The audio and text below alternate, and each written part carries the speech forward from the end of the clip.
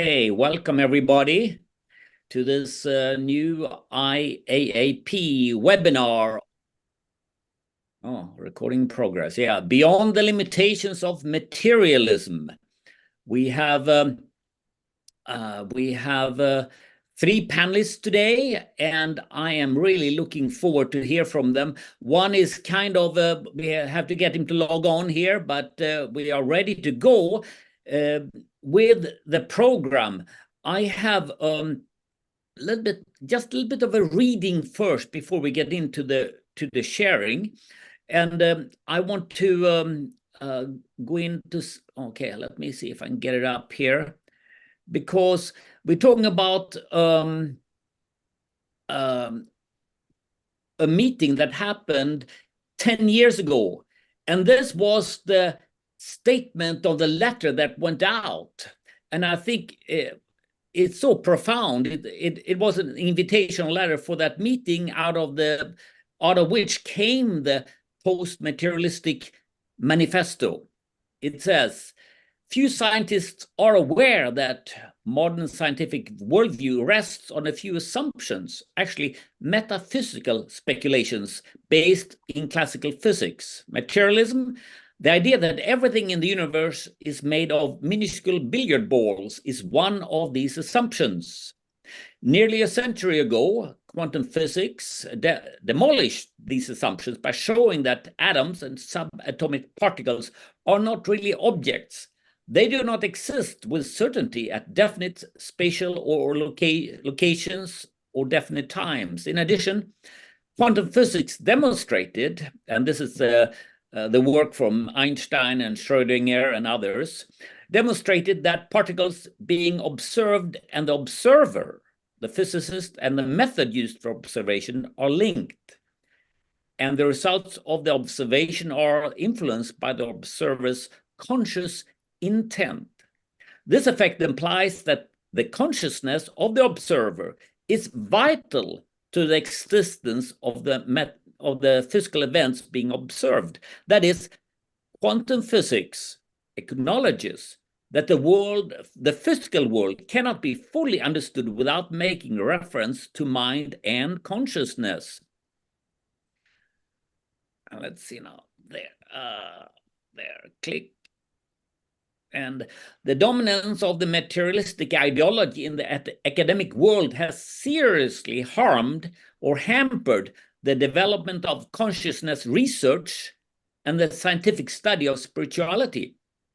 From a social perspective, this ideology is detrimental, since it depicts human beings as nothing more than biological machines completely determined by physical processes. Moreover, materialism also has firmly dismissed the possible existence of a scientific engagement or embrace around a guided and intelligent ultimate source of consciousness in and through the universe.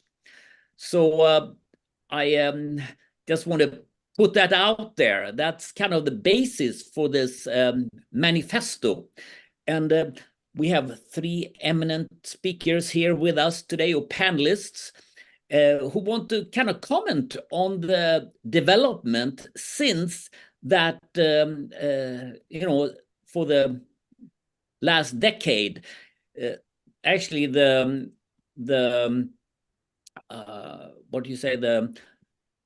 manifesto itself was put into action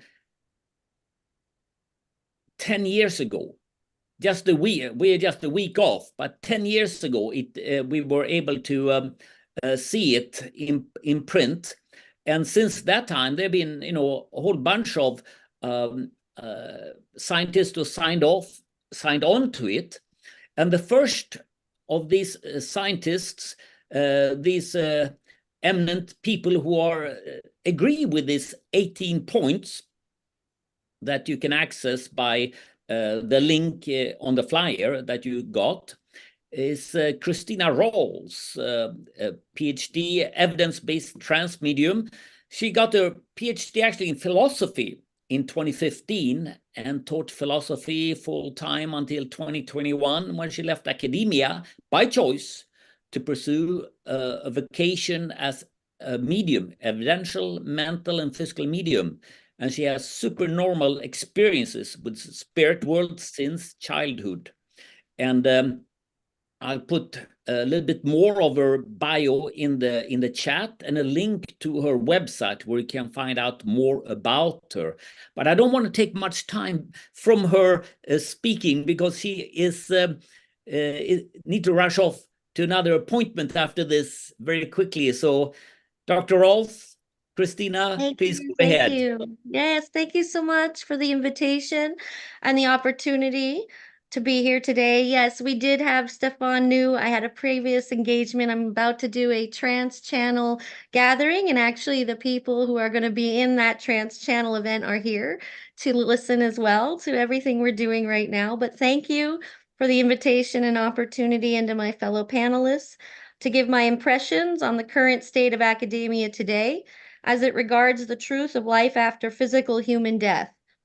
I signed the manifesto in 2014, and then I got my doctorate in philosophy on Spinoza's ethics in 2015. So I like to do both, but as a former philosophy professor for almost 15 years, leaving a full-time position in Rhode Island by choice in 2021 to expand upon the medium I have always been, I understand the logical nuances and rigor, the generous and hardworking interdisciplinary scholars and teachers who dedicate themselves to learning and to truth. Materialism is real. Biology, linear logic, astronomy, gravity, for example. They all have natural laws that hardly, if ever, waver. Technology is also real. From advancements in AI to the genius of artists who can combine rational processes with technology, philosophy, any discipline, for seeming greater good. I understand the brilliance of these rationally rigorous systems, from physics to existentialism, humbly stated, from biological anthropology and history and society. And today we're seeing a rise in white supremacy and anti-Semitism, so we need to return to those topics and continue to work on them. And this work that I do is about love, so we'll talk about that for briefly, how that can help. But from geography to geometry to sacred geometry, you get the point. But I know who I am, and the hundreds that have now experienced the great healing, joy, and evidence-based connections with loved ones and guides in other spiritual dimensions. I am just the channel. I am not special. I am learning from spirit that we all have this ability in one way or another to connect to other spiritual dimensions. This is not about religion, with all due respect. This is, in the end, about evidence and love. We are all made of love and energy. Tesla and Einstein were correct. Energy cannot be destroyed or created. And if you want to study the greater reality, studying frequency and vibration will get us closer to the truth. Briefly, the research, scholarship, and evidence is already there, knowable, experimentable, and we have had hundreds, if not thousands of years of this that can be examined. Of the supernormal, as Dean Radin's book, he named supernormal, but that word's been around for about 100 years now. The supernormal experiences of psi phenomena, life after physical human death, connecting with loved ones in other spiritual dimensions. We are definitely living through a paradigm shift. And as Thomas Kuhn so beautifully understood, paradigm shifts are not easy. Recently, I just learned, for example, of the Olmec people of South America, who for thousands of years ago dedicated themselves and even their art and statues to the meditative trance state and experience, where they visited loved ones and spirit guides across the veil, as we say. But there is no veil. I'm learning from my own spirit team and from other mediums, such as Suzanne Giesman. We are multi-dimensional souls having a human experience, and we do reincarnate together by choice. as hard as it is to believe that one. Next to the infinite love and learning, free will is natural law for human souls. So what I'm learning apparently is that it's an experiment with free will and emotion that our souls are on our soul journey, love and learning, and that we choose again and again to work on these topics and come back together. And the ascended masters, for example, some may have heard of them. Jesus and Buddha are just two. They are real. There's 144,000 ascended masters. They're human. They just don't reincarnate anymore. They will be the first ones to tell you we are the same. So what's happening today that dedicated academics, scientists, philosophers could honestly work with and on regarding the greater reality? Here's a recent short list.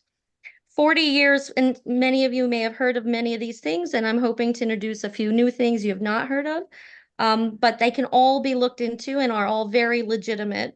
40 years plus of data from the International Association of Near-Death Studies, IANS, where I gave in 2022 at their annual conference for IANS, I gave a live spirit photography demonstration, and it went very well. 30 years plus of data at the University of Virginia on children with specific past life memories. The rigorous research and support of other trusted organizations that have been around for decades, some of them, such as the Monroe Institute, and now Humanities Team, the Heart Math Institute, the Institute of Noetic Sciences, Helping Parents Heal, for parents who have lost and families who have lost children.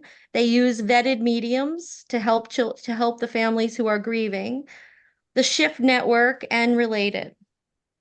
Not to mention, but yes, to mention, the Skoll experiments that are now releasing all of their data from England.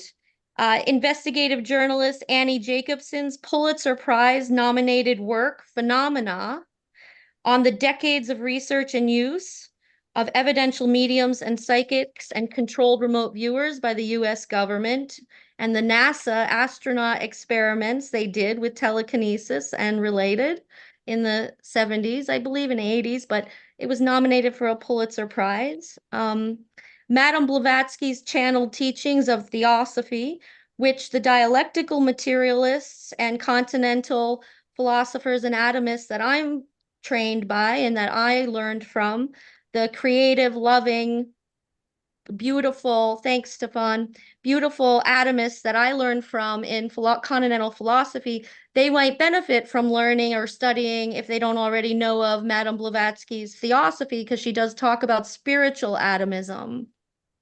The work of the Arthur Findlay College, psychiatrist Dr. Bruce Grayson's recent work After, which many of you might be familiar with, Shannon Taggart's Time Magazine 2017 Best Photography Book of the Year, Seance, and even Dr. Eckhart Cruz' current experimental, scientifically rigorous work with physical seance mediums.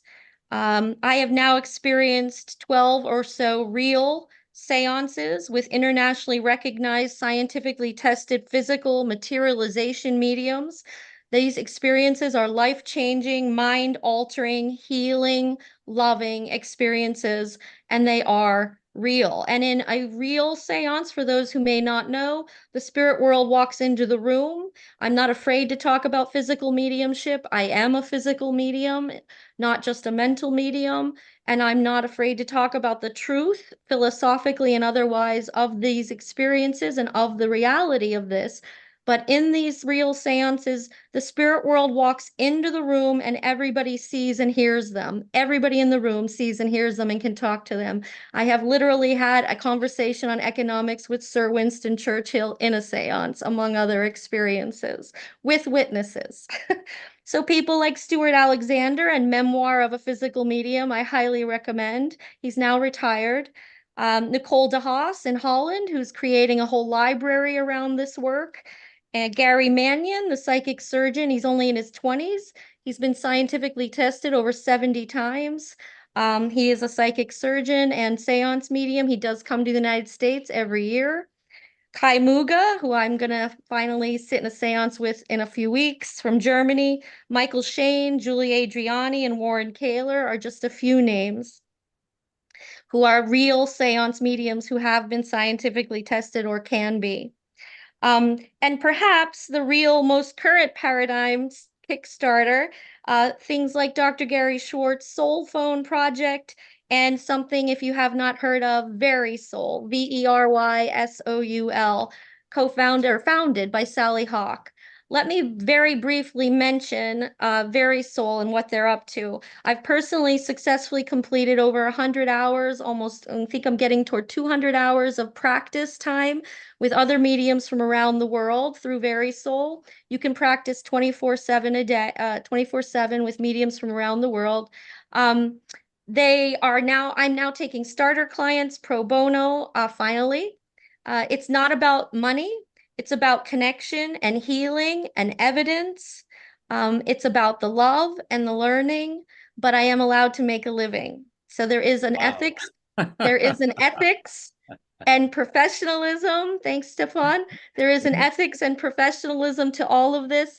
The US government recognizes my mediumship LLC every year at tax time. It's coming Very up. Soul, Coming yeah, up. yeah. Very Soul is not in this for profit. They have since 2022 grown to, quote, over 10,000 users, facilitated more than 50,000 practice sessions, and 7,000 clients at successful client sessions. This is evidence-based mental mediumship. They are operating in 45 countries and available in 10 languages. They offer one main but profound sublime service to the public, and they are about to go finally really public. They haven't gone really public yet much. They offer evidence-based mental mediumship connections with loved ones in spirit. Thank you so much. I think we all need that stuff. Thank you. Yes, and you could visit Very Soul for yourself also if you want to see get a real reading and see what that's like. So I'll just end with this. Suzanne Giesman is a supporter of my work. She was the highest ranking female U.S. Navy commander in history on 9/11, 20 years decorated. She's scientifically tested by Dr. Gary Schwartz. She is now a very public trance medium. So like you said, Stefan, in the beginning, academics need to emphasize and study and understand that non-locality and quantum physics are a part of reality, a part of our greater reality. They are true. So is the synchronicity as the language of spirit, and love is literally a real force in the universe. In a well-known letter, I'll end here, to a 12-year-old girl who wanted to nominate Einstein as her hero, but who was not very good in math, Albert wrote back to her on January 7th, 1943, accepting her nomination humbly to be her hero. He ended the letter in a very famous quote: "Do not worry about your difficulties in mathematics. I can assure you that mine are still greater." Thank you with all my heart, for being here today and for inviting me. Thank you. Thank you. Thank you. Thank you very much for sharing with us your not only your vocation, but your calling and your inspiration. I'm sure you give a lot of hope for those people whom you are helping. Where It's thanks, they Stefan. wouldn't know Yeah, anything. it's beyond hope. It's beyond hope. It's evidence. It's substantial. It's detailed evidence that their loved ones are still alive and well in spirit. But thank you. That's awesome. That's awesome. Thank you so much for sharing with us. And I'm so glad, this is kind of a spiritual, material spiritual event. But I have to say that I have an alter ego on the screen under the name of Staffan Berg also. That should be... actually, picture is actually Dr. Jeffrey Rediger. I hope I say that correctly. Rediger, very good. Thank you, Christina. He's going to come up next. Yep. We had a little technical issues here to get him on. So he got on with my login. I know it's, we need to not be only well versed in our different pursuit, but also very savvy technologically. And here we are on Zoom, something wouldn't be possible just a few years ago. Anyway, thank you very much, Christina. Let me now pass on this floor to Dr. Rediger. Jeffrey D. Rediger. I'm sorry, I got a little difficulty there. Oh, no, that's very good. Rediger. Rediger. He's a MD. He's a staff psychiatrist at the McLean Southeast Adult Psychiatric Programs and assistant professor of psychiatry at Harvard's Medical School. He got an MDiv for Princeton Theological Seminary and publishes in fields of medicine, psychiatry, and spirituality. His work has been featured on the Oprah and Dr. O's shows, among others. And also for him, he's got a website is listed in the chat. And you can find out more about him there. He's got an arm-long bio. And I found out even more about him reading his book, Cured. And it's not only a story of discovery, medical discovery of healing, supernatural healing, but it's also a little bit of a testimony. And I really appreciate all the heart that he exhibits in sharing this discovery journey with all of us who are looking to be healthier, better, faster, stronger. So if you have any questions for Christina or Dr. Jeffrey and our next panelist, be kind enough to hold them and put them in the chat, and we'll get to them afterwards, okay? So anyway, Dr. Rediger, sorry, Dr. Rediger. Great. And thank you for making time to get on with us. Go ahead. Oh, thank you. Thank you for having me today. This is the questions you all are exploring are very dear to my heart. I went to seminary and med school on a very personal journey, trying to understand the ways in which the invisible world and the visible world intersect, or what their relationship is. So as part of that quest, in 2003, I began collecting medical evidence for people who have recovered from incurable medical illnesses, and began to it was a very personal journey to try to figure out what's true. I'd had several spiritual experiences, and that's what drove me into seminary in the first place. And it's been quite a journey. It's transformed the way I think about things, not only as a physician, but also as a person.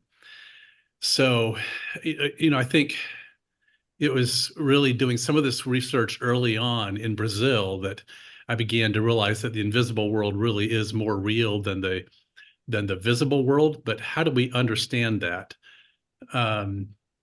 The gift of the Western world is that we've helped elucidate the physical laws of the universe, the laws of Newtonian physics, and the Newtonian and Cartesian paradigm of medicine and of Western culture is both brilliant and limiting. So how do we understand this other world, or this larger world, in a way that is intellectually rigorous, scientifically sound, and yet also is able to talk about things of the heart that we don't have a science that can easily speak of and validate such things? So collecting this medical evidence of people who really have recovered and have genuinely been diagnosed correctly and had incurable illnesses has been quite a journey. And it's helped me begin seeing that as a physician, we are trained to make diagnoses and start medications, but the shocking thing is that we don't even study how people heal. Now, we are at the very end of the era of disease and medications, and are just starting to even entertain questions like, what does it mean to heal? Or can we talk about well-being without being ridiculed by other faculty members, for example. And so we're at the beginning of a seismic shift in paradigms and ways of viewing these things. And we're able to ask questions now that we couldn't ask 15 years ago, for example. So, and this has opened up such a world for me. Not only can we begin studying how people heal and then begin helping people heal, but also all these other issues. One of the healers I studied, there were these soft reports of sexual abuse circulating, for example. And so even though I could prove that there were people who were being healed of illnesses that Western medicine can't heal, I could prove that the healings weren't as frequent as was being espoused by this healer.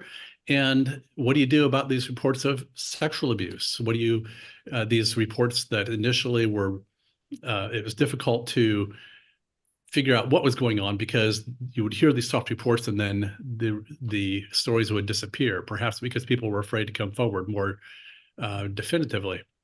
And then in the last several years, over 600 people have come out and reported sexual assaults over a period of decades, and this person has now been placed in prison.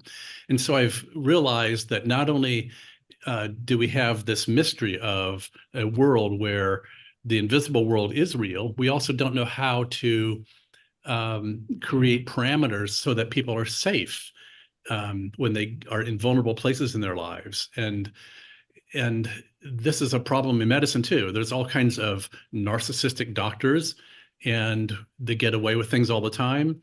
And that I've come to believe that spiritual gifts does not necessarily correlate with morality, for example. And so how do we create more space for these kinds of possibilities where people actually can be healed, but also keep it grounded in a real world where we're looking at medical evidence and gathering medical evidence and also making sure that people are safe. So I'll close with a short story just to show you the significance of how much the worlds of spiritual healing and traditional medicine contradict each other in the way that models are currently conceived. When I met Jill Bolte Taylor, this is a name you might not know immediately. She had the first TED Talk that went viral many years ago. And she was a neuroscientist doing a postdoc in neuroanatomy at Harvard in McLean Hospital, where I have been for over 20 years. And this was before I was there. This was before I was a resident. But at age 37, she had a stroke that took out most of her left brain. And then she had a full recovery from her stroke. She gave the first TED Talk that went viral talking about her stroke recovery.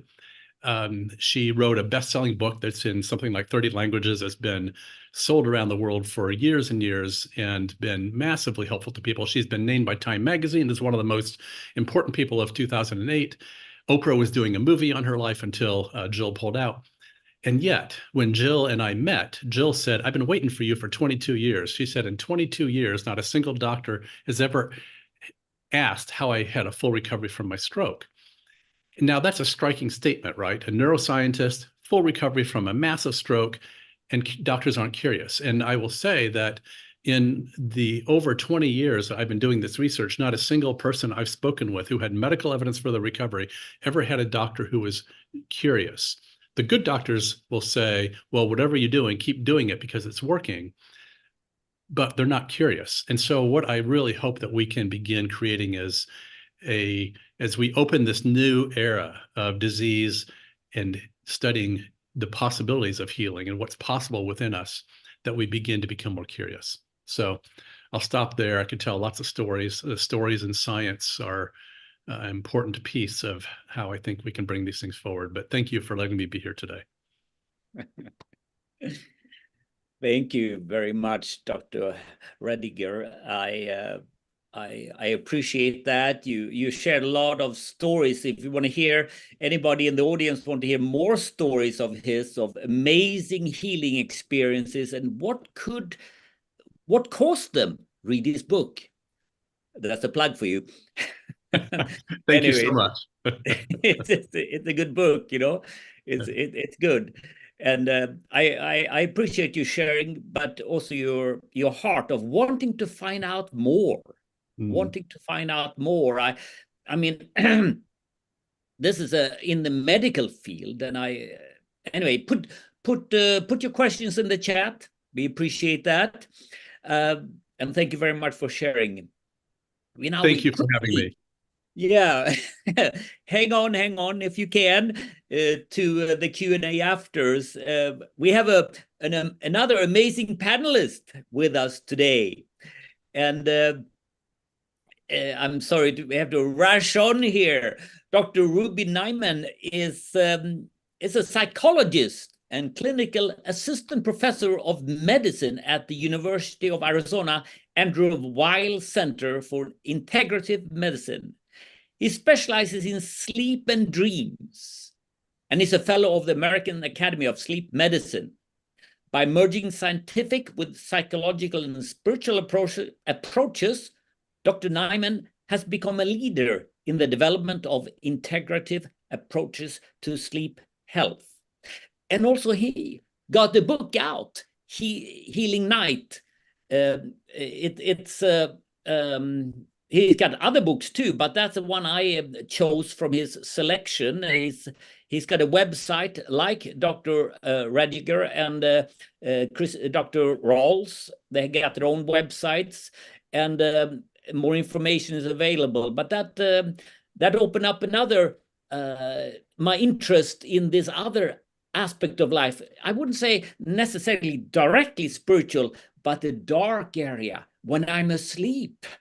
A third to half of my life, and Dr. Nyman will enlighten us how this for me unknown time is of importance. So without further ado, Ruben, the floor is yours. Thank you, Stefan. It's a pleasure to be here. I was recalling, I first met Gary Schwartz in 1990. And we were involved in an interesting process for a number of years together, and then later reconnected at the university. I want to emphasize how interesting and important it is to understand what we're calling post-materialistic consciousness, and using research through psychic mediums, other approaches, academic approaches. I think the science is essential, but I want to emphasize another point that I think ultimately it's not simply about understanding this, it's about experiencing it. I think what's really missing in the world today with all of this divisiveness is a direct experience of expanded consciousness.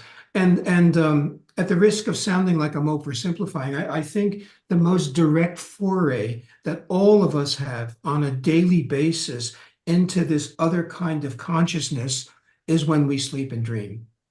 I think this is Mother Nature's or the universe or God's way of on a regular basis bringing us into this other world, a post-materialistic world. And so I want to say two things about it. One, I want to say a little bit about how it facilitates an out-of-body experience. And number two, I want to raise an alarm about what's going on around sleep and dreams in the world today. So when we dream, you might be aware that we lose muscle tone. We experience something called REM atonia. Maybe some of you have ever awakened and found that you couldn't move when you're coming out of a dream. It's perfectly natural. We lose muscle tone. We also, obviously, we stop using our bodily senses. We literally close our eyes. We stop hearing through our ears. We stop feeling through our touch, our haptic senses. And so in one respect, when we're in a dream, we're no longer operating within the body. I can't move my body. My muscles are offline, and I can't use my body to obtain sensory information. Despite that, in the dream, the dream character that I am is able to see and hear and taste and touch and smell and is able to move. In one sense, we can say then that at least in a functional psychological capacity, dreaming is an out-of-body experience.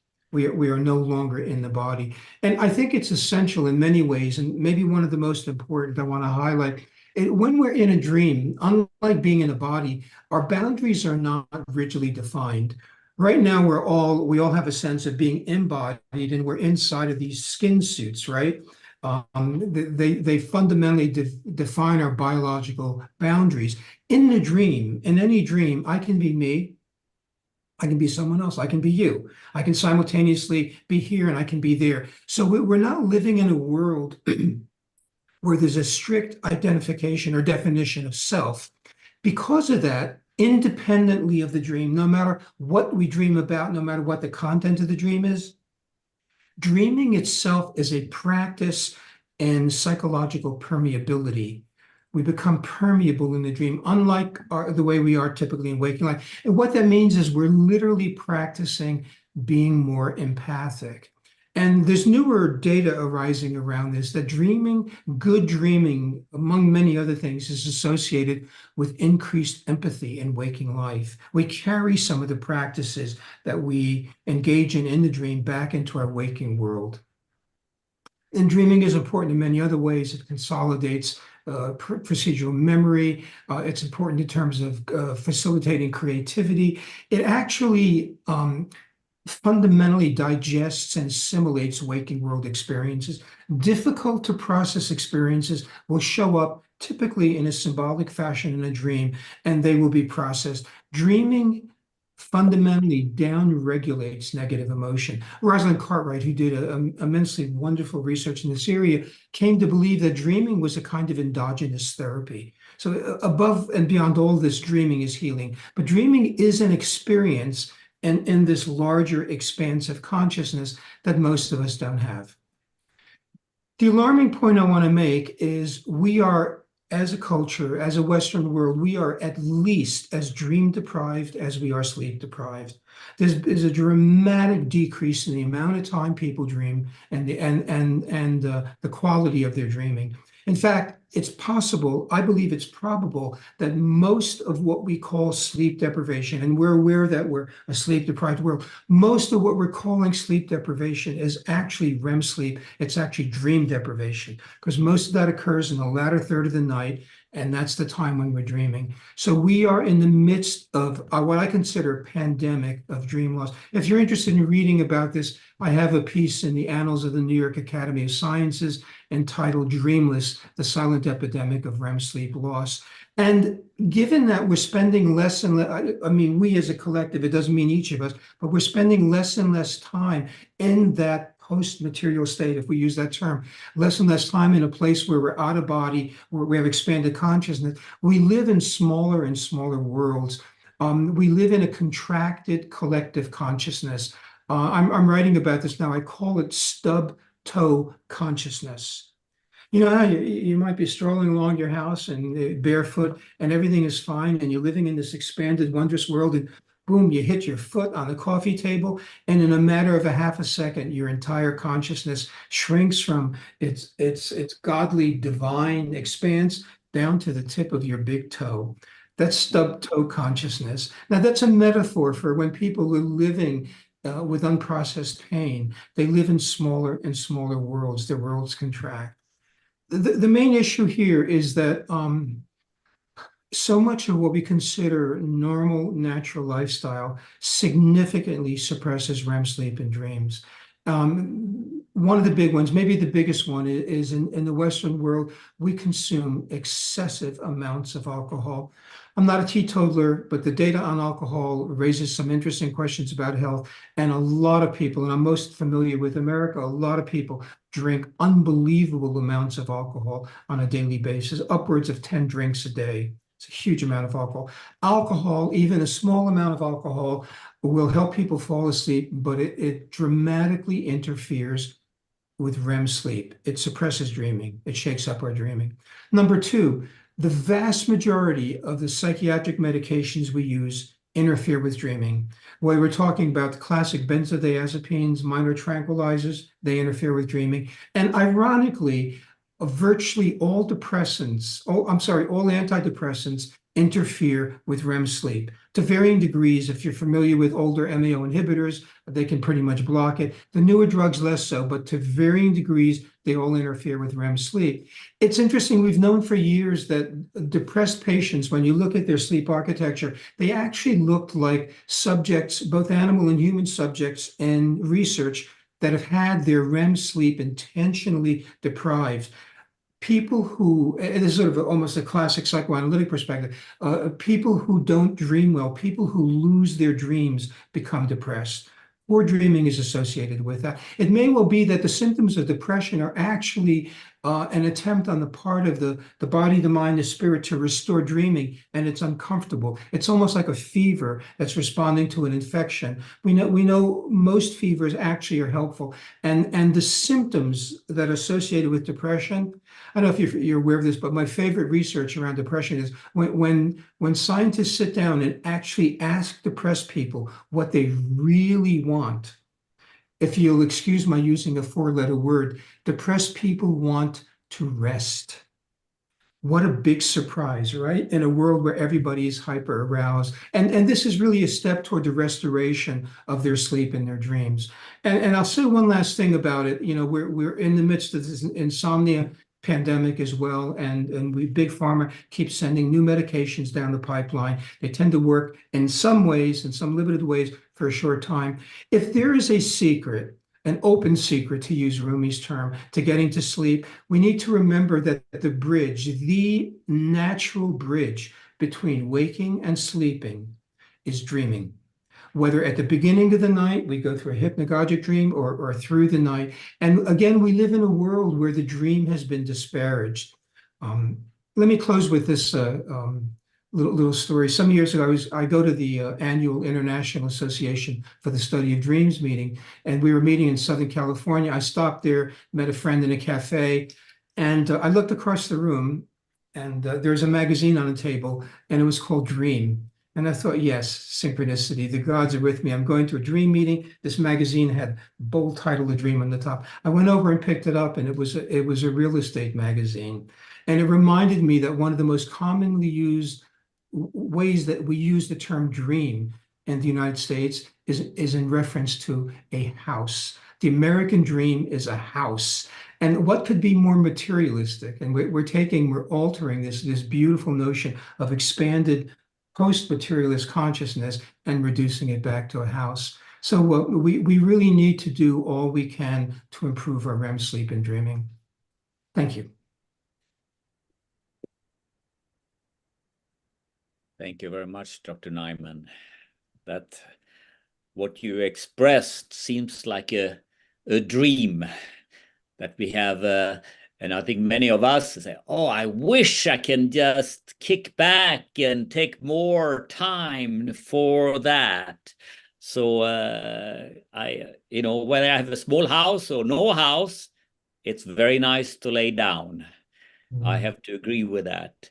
Thank you, Dr. Rediger, for coming on here too. And before we open up for other comments, do you have any questions or comments to each other before we move on?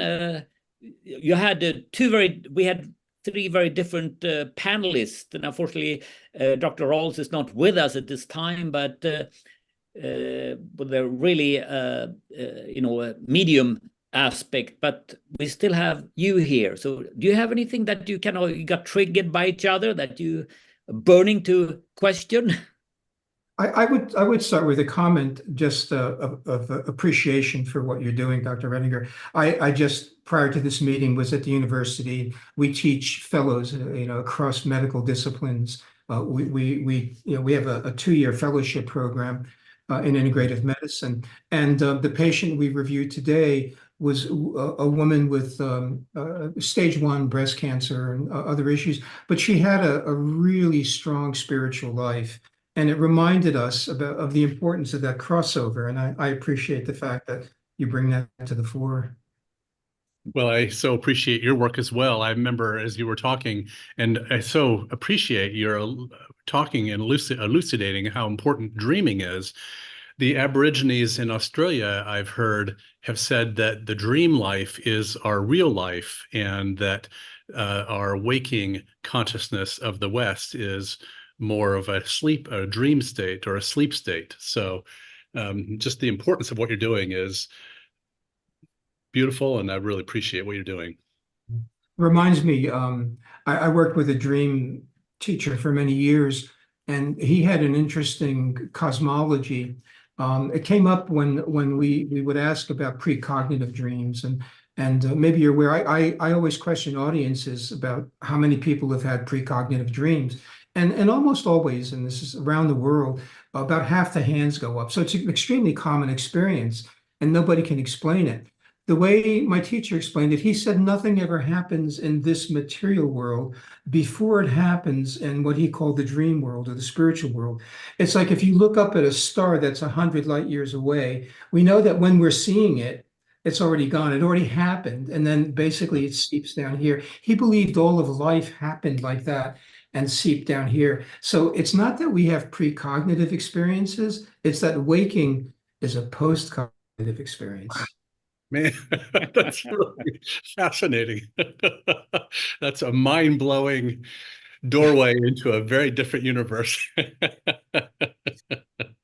Yeah, it encourages us to relax a little bit more.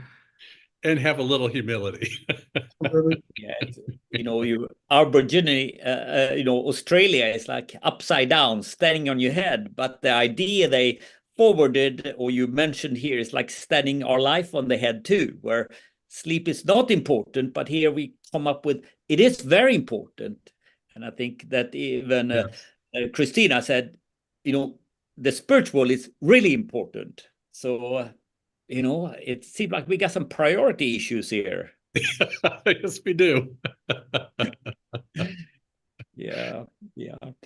The topic is kind of of this was kind of I appreciate your insightful and well-educated presentations, but how do you see we can right side or upside the world? I mean, how do you see this? It's been a decade now, and do you see any trends that kind of is? How do we unplug the world from being so messed up? I mean, we have big forces against us lined up. So where are we going? Any comment? Sure do. I mean, quantum physics is not a theory. It's an indisputable fact that's been now demonstrated empirically thousands of times in the last 80 years. I think, boy, it's going to take us still a long time to begin to understand and step into this new world that's implied. The Newtonian world, the Cartesian world, these are all useful up to a point, but we now are starting to gain a glimpse that there's a much larger world beyond this, and we don't know how to do it very well. And when I wrote Cured, I worked on one chapter with a friend of mine. He was Andreas Mershon, a physicist at MIT at the Media Lab, and I just wanted to get the physics right, especially since the story I was telling of this patient who had a remarkable healing while in an MRI machine. And that's, of course, all quantum physics. So, the big issues. And we're a violent species. The history of trauma and violence, and it's just day by day coming out of the closet more and more. And how do we begin dealing with the traumas, the shock traumas of physical, emotional, or sexual abuse, and the developmental traumas that we're just now beginning to name? How can we begin to recognize and heal these in a way that people can begin to experience the dignity and value of each life, rather than feeling not good enough, or that they don't deserve a healing, for example? So there's such big issues connected with all of this that's very relevant in 2024 when we're going into an election year. There's a lot of religious and spiritual issues at stake around all of these things, and around cultic behaviors, and there's a lot of work for us to do, for sure, all of us. Yeah, thank you. I'm sorry. Well, I'm just going to say I'm glad your book got a few readers and reviews, that it helps us in the right direction. Dr. Nyman? I think in addition to that, I would emphasize how important direct personal experiences. There's so much good information around today, compelling information, but it all becomes it's about understanding and intellect if it's not experienced. And there's nothing so powerful as a direct experience. And I think, part of the challenge with sleep is we have to be willing to consider and experiment in our own lives with the possibility that there's another world there. That when we go to sleep and we dream, we're not simply leaving this world. So I write about something called wake centrism, which is sort of like ethnocentrism. We have a bias in consciousness. We live in a world where we think the consciousness we're doing now, this is it, It's sort of pre-Copernican, this is the center. And so we look at sleeping and dreaming as secondary and subservient states of consciousness. Most people think the only reason to sleep and dream is to be better waking people because this is all there is. But they fail to recognize. I mean, so many people, even when people dream, they don't have a relationship with their dream. It can be challenging to the waking psyche, to the ego, to recognize that consciousness is potentially so much bigger. So there has to be a willingness to step into that. I'm now writing a piece on what I call dream hygiene. Most of us have heard of sleep hygiene, which really is the list of really important things to do to sleep well. But I'll tell you, sleep hygiene as a standalone intervention for insomnia doesn't work. It's necessary, it's essential, it's important. You got to do it, but it's not enough. And what we're missing again is this whole other part. And dreaming is so much more like waking. When we dream, actually, we believe we're awake. Right? We believe so the same consciousness can show up there. And the more connected we are, the more we bring that experience, we bridge that experience back to waking life, the greater the world we live in. We don't simply live in this wake-centric world anymore. It's a much larger, much more mysterious, much more humbling world. I really like how you talk about this. Thank you. How are your dreams? My girlfriend yesterday morning woke up having a dream that she said, David Grant and Nancy Grant are going to help you. She never heard of those names before. She looked them up, and they actually live down and are part of the same religious denomination that she grew up in, near where her has an uncle that lives near there, and he's highly placed in the Methodist Church. And it was just fascinating. She'd never heard of those names before, but actually he played a pivotal role in the recent separation within the Methodist Church between, they had a kind of a dissolution of part of the denomination, the ones who accept gays into the church and those who don't. And he also played a big role in a whole thing around Jeff Sessions, former Attorney General, around, because he's a Methodist, and the Methodist Church censored him really strongly, and he played a pivotal role in trying to figure out how to navigate that. So it was just fascinating. These names appeared in her dream, and these are actually people who exist on Wikipedia. So, so dreams are something real, right? I mean, I had a colleague once who was very materialist in his view, and he went out. His wife died of cancer, and very briefly, a year or so later, he had a dream that he was playing. Actually, before he went to sleep that night, he was out playing soccer with his son in the yard. It got dark. His wedding ring fell off, and he couldn't find it in the grass. And then that night, he had a dream that so I forget the details. It's been over 20 years, but something to the effect that he was not ready to not be married. He was not ready to not be married to his wife yet. And he woke up, walked out in the dark into the grass, picked up the lost ring, and went back to sleep. So, boy, dreams are sometimes a lot bigger than just chemicals firing in the brain. They are. Most of us are familiar with the yogic chant Om, and typically it's written OM, but Hindu scholars will suggest that it should be written with 3 letters, AUM, because it's actually 3 sounds. The 3 Sanskrit words, Ah, u, and ah means in Sanskrit waking, u means dreaming, and means sleep. And there's wide agreement, both in scientific and spiritual circles, that these are the three primary states of consciousness, like three primary colors. We have waking, dreaming, and sleeping. And the chant suggests that embedded in the resonance of that sound is whole consciousness, that we become whole, complete people when we are, it's going to sound nuts, but when we are awake and dreaming and asleep all at the same time, that we can have consciousness. So the waking is a pragmatic survival consciousness in this world. Dreaming is an expansive consciousness, including socially expansive. We go a little more from I to we, and sleep, as best as we can say, is a serene, it's a peaceful consciousness. And there are interesting, there's anecdotal studies of Hindu saints. Sri Aurobindo's, his student mother, she wrote a lot about this. She woke up, so to speak, and never slept again. She would rest her body for 3 hours. She'd lie down at night, but she'd never lose consciousness.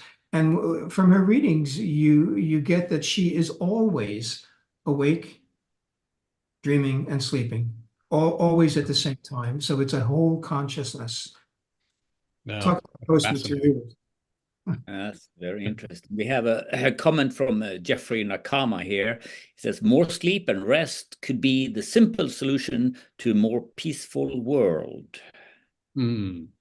And I just actually documented the healing from metastatic lung cancer of a woman who said that sleep had a huge piece to do with her recovery, she believes. And so, she was not expected to live.